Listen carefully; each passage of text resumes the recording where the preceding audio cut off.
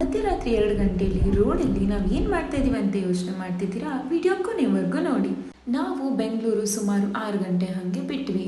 ಬೆಂಗಳೂರಿಂದ 200 ಕಿಲೋಮೀಟರ್ ದೂರದಲ್ಲಿರೋ ತಿರುವಣ್ಣಾಮಲೈಗೆ ನಮ್ಮ ಪಯಣ. 2 ಗಂಟೆ ರಾತ್ರಿ ಅಷ್ಟೊತ್ತಿಗೆ ನಾವು ರೆಡಿಯಾಗಿ ರಾಜಗೋಪುರಂ ಹತ್ರ ಬಂದ್ವಿ.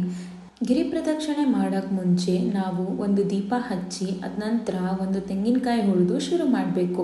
ಗಿರಿ ಪ್ರದಕ್ಷಿಣೆ ಅಂದರೆ ಅರುಣಾಚಲ ಬೆಟ್ಟದ ಸುತ್ತ 14 ಕಿಲೋಮೀಟರ್ ಬರಿಗಾಲಲ್ಲಿ ಪಾದಯಾತ್ರೆ ಮಾಡಬೇಕು. ಆ 14 ಕಿಲೋಮೀಟರ್ ಪಾದಯಾತ್ರೆನ ಮುಗಿಸಿದ್ರೆ ನಾವು ಅಂದ್ಕೊಂಡಿದ್ದೆಲ್ಲ ನೆರವೇರುತ್ತೆ ಅನ್ನೋದು ಇಲ್ಲಿನ ನಂಬಿಕೆ. ಈ ಪಾದಯಾತ್ರೆ ಮಾಡ್ತಾ ನಮಗೆ 8 ಲಿಂಗಗಳ ದರ್ಶನ ಆಗುತ್ತೆ.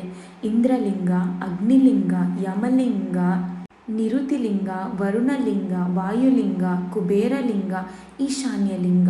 ಅಷ್ಟಲಿಂಗಗಳ ಜೊತೆಗೆ ನಮಗೆ ಬಹಳಷ್ಟು ದೇವರುಗಳ ದರ್ಶನ ಕೂಡ ಸಿಗುತ್ತೆ. ಒಂದೊಂದು ದೇವರುಗಳ ದರ್ಶನ ಮಾಡ್ತಾ ಮಾಡ್ತಾ ನಾವು ಗಿರಿವಲ ಮುಗಿಸ್ಬೋದು. ಬರಿಗಾಲಲ್ಲಿ ನಡೆದು ಇದಾಗಿತ್ತು ನಮ್ಮ ಪರಿಸ್ಥಿತಿ. ಆದರೂ ನಾವು ಛಲ ಬಿಡದೆ ಓಂ ನಮಃ ಶಿವಾಯ ಅಂತ ಗಿರಿ ಪ್ರದಕ್ಷಿಣೆ ಮುಂದುವರಿಸಿದ್ವಿ.